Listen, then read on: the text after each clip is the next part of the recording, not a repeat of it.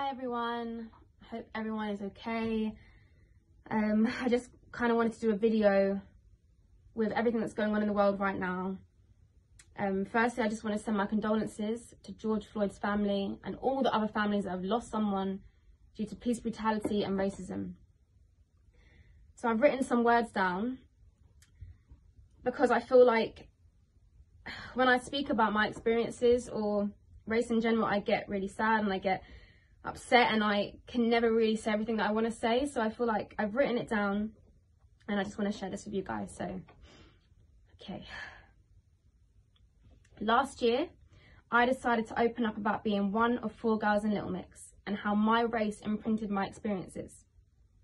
From that interview, some people sympathised, some said nothing, but one thing that I took from that experience is the world did not care enough about race. Since then, I have tried to use my platform to raise awareness of matters such as racism. At this moment, I feel for the first time in my life, racism is the topic of conversation. We have the world's attention. We cannot see this as a moment. This has to be a movement until the system designed to oppress us is no more and we are seen as equals to our white counterparts. This is not something that can happen overnight. Black people have been oppressed for over 400 years. 400 years later, we are seeing still our black brothers and sisters being shot down and treated with less regard than everyone else. My parents are both mixed race. Both my grandfathers came to England with the Windrush generation and both married white women in a time where interracial relationships was extremely frowned upon. Growing up, me and my sisters never saw race being a limitation on what we wanted to achieve. Because if our grandparents can raise mixed race children in the 60s, we could do anything. One thing we were doing was sleeping on racism.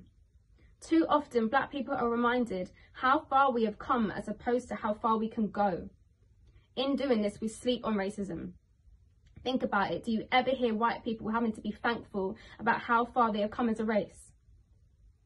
There comes a point in every black human's life, no matter how much money you have or what you have achieved, you realise racism does not exclude you. 9 years ago, after joining Little Mix, I had the biggest awakening of my life. When we were filming Wings, we worked with Frank Gatson. He said to me, "You're the black girl, you have to work 10 times harder." Never in my life had someone told me that I would need to work harder because of my race. Later on, what Frank Gatson said made sense. I learned that the dream of being in the biggest girl band in the world came with its flaws and consequences. Consequences such as knowing about the existing underlying racism in the creative industries.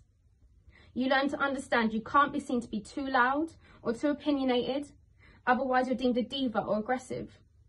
You learn that by walking into a room, you are deemed unapproachable or offish before anyone has even approached you.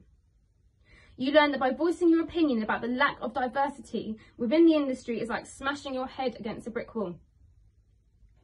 So at events, ceremonies, you learn to take great comfort from rare moments when you meet black creatives who understand this feeling or misplacement that you have inside. So for that moment, the dream is alive. And then just like that, reality hits you. My reality was feeling lonely while touring to predominantly white countries. I sing to fans who don't see me or hear me or cheer me on.